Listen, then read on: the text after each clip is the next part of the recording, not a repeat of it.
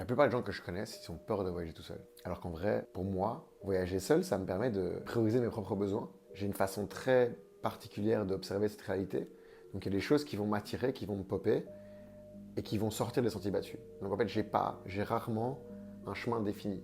Les gens ont souvent besoin d'un chemin défini, de savoir où ils dorment le soir, de savoir de certains paramètres qui sont rassurants. J'ai pas besoin de ces mêmes sécurités. Donc je préférais voyager seul pour cette écoute profonde de mes envies, de mes besoins. Quand tu voyages avec d'autres personnes, tu peux le faire aussi, mais c'est un autre trip. Donc pour moi, il n'y a pas de l'un qui est meilleur que l'autre. C'est deux modes de jeu qui sont complètement différents et qui vont nous apporter des choses différentes. Je pense que ça peut vraiment être intéressant que plus de personnes osent voyager seules, parce que ça permet de pouvoir prendre conscience et prendre confiance en tes capacités, en autonomie, de pouvoir gérer cette réalité. Et même quand je voyage en groupe, ça arrive très souvent que je parte tout seul à des moments donnés pour aller suivre mon feeling et suivre ce que j'ai envie. Donc c'est un peu des voyages hybrides. On l'a fait quand on est parti à Bali avec Oli.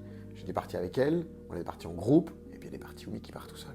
Je peux me mettre dans des conditions physiques et mentales qui sont un peu plus compliquées et j'ai pas besoin des mêmes sécurités. Donc si je rentre, il est 22h, je sais pas où dormir, une partie de moi sait que je trouve une solution. D'autres personnes ont vraiment besoin de savoir il faut qu'on ait un lit ce soir. Oui, le voyage en groupe reste quelque chose de magnifique dans l'échange et où tu crées vraiment des souvenirs ensemble, où tu crées des connexions beaucoup plus profondes hors du monde dans lequel on vit de manière générale.